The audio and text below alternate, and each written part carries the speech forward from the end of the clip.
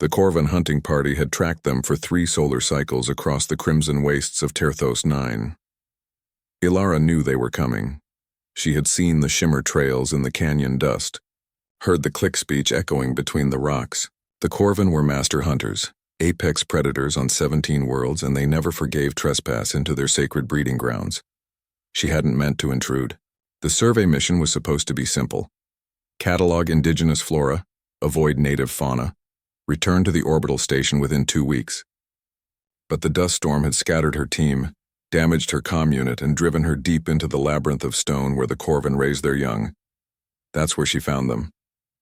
3 cubs, no larger than earth wolves, their obsidian scales still soft and mottled with youth. They huddled in a shallow cave, mewling in distress. Their mother lay nearby, half buried in rubble from a rock slide, her breathing shallow and wet. Dying. Ilara should have walked away. Every protocol, every survival instinct screamed at her to leave. The Corvan were not kind to those who touched their offspring. Their justice was absolute, their mercy non-existent.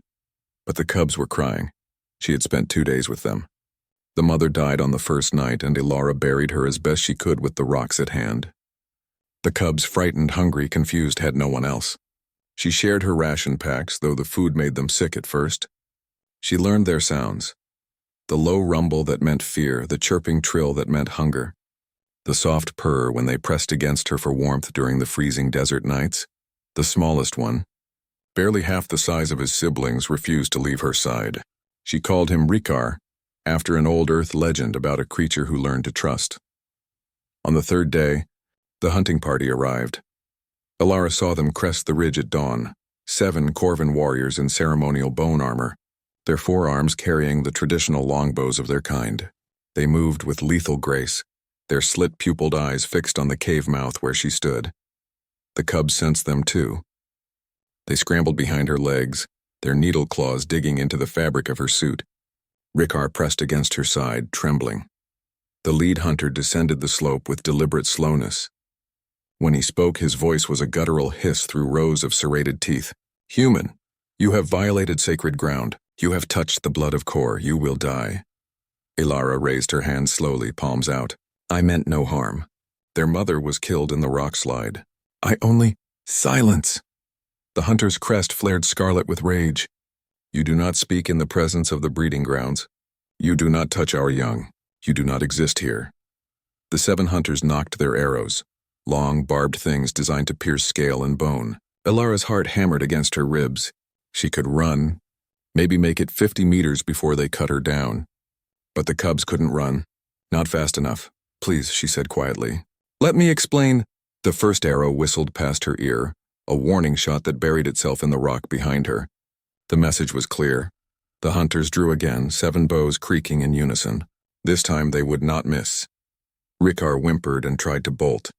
Ilara's hand shot out, catching him gently, pulling him back. The other 2 cubs huddled closer, their eyes wide with primal terror. They didn't understand what was happening. They only knew that the tall, soft creature had fed them, kept them warm, and made the loneliness go away. Ilara made her choice in the space of a heartbeat. She dropped to her knees and spread her arms wide, sheltering all 3 cubs beneath her body. Rikar buried his face against her chest. She felt his rapid heartbeat through his scales. "I'm sorry," she whispered to them. "I'm so sorry." The hunters raised their bows. Arrows fell like rain. The first one struck her left shoulder, punching through muscle and grinding against bone. She gasped but didn't move. The second hit her thigh, the third her back. Pain exploded through her nervous system, white-hot and absolute. Her vision swam with red, but she remained still. More arrows came, a brutal volley that would have felled a Corvan warrior in seconds. They pierced her arms, her legs, her sides. Each impact drove the breath from her lungs, sent shockwaves of agony through her body. Blood soaked into the sand beneath her. The cubs beneath her were untouched. Ilara's arms trembled with the effort of staying upright. Her body screamed at her to fall, to curl up, to make the pain stop. But if she fell, if she moved, the arrows would find the cubs. So she held her position, teeth gritted, tears streaming down her face. The volley stopped. Silence descended on the canyon, broken only by Ilara's ragged breathing and Rikar's soft whimpers. Through the haze of pain, She saw the lead hunter lower his bow. His crest had faded from scarlet to pale blue, a color she didn't recognize from the xenobiology files. He spoke a word in the Corvan tongue, sharp and commanding. The other hunters lowered their weapons. The lead hunter approached slowly, his 4 eyes fixed on Alara's trembling form. He studied the arrows protruding from her body, counted them silently. 14, enough to kill 3 humans. He knelt before her, his massive form blocking out the rising sun. When he spoke, his voice carried a tone she hadn't heard before, something almost reverent. You are no mother to them. You are prey, soft, weak. His clawed hand gestured at the arrows. Yet you did not flee. You did not beg. You covered them with your body and made yourself the shield. Ilara tried to speak, but only blood came out. Her vision was darkening at the edges. The hunter reached out and carefully, impossibly gently, pulled Rikar from beneath her. The cub squeaked in protest but didn't resist. The warrior examined him, checking for injuries, then did the same for the other 2 cubs.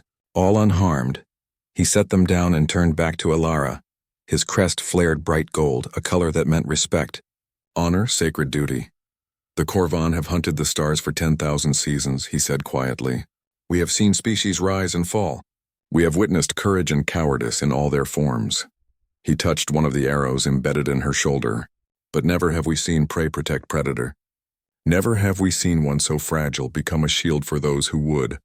In time, hunt her kind, he made a gesture.